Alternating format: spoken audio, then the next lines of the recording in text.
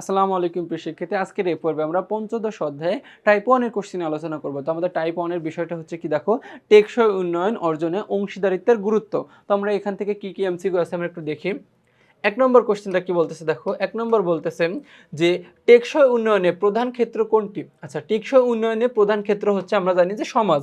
কি প্রধান ক্ষেত্র হচ্ছে কি সমাজ, আমাদের সমগ্র সমাজের কি উন্নতি দরকার। এরপর আমাদের 2 নম্বর কোশ্চেনটা কি বলতেছে যে এসডিজি দেখো, সাস্টেইন ডেভেলপমেন্ট গোল অর্জনের গুরুত্বপূর্ণ লক্ষ্য কি কি লক্ষ্য আছে? 1 নম্বর ধনী দরিদ্রের ব্যবধান হ্রাস এবং কি আয় ভোগ বৈষম্য নিরূপণ করা। 3 নম্বর সরকারি ও আন্তর্জাতিক অংশীদারিত্ব নিশ্চিত করুন। তার মানে কি আমরা তিনটাই গুরুত্বপূর্ণ লক্ষ্য।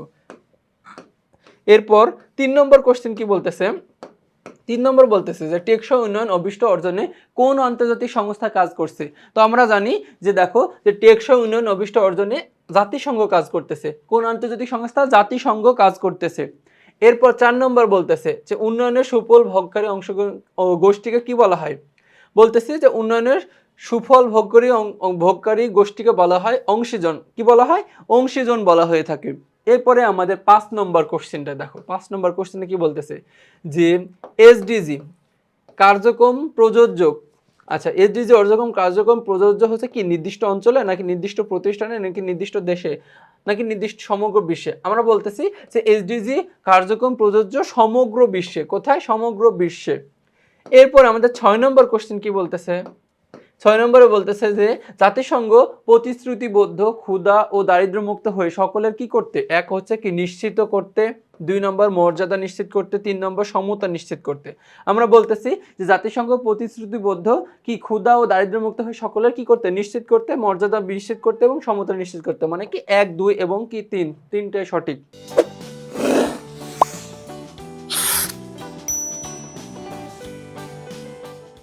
এরপরে আমাদের একটা উদ্দীপক আছে, দেখো উদ্দীপকটি পড়ে 7 এবং 8 নম্বর প্রশ্নের উত্তর দিতে বলতেছে। আমরা উদ্দীপকটি পড়ি।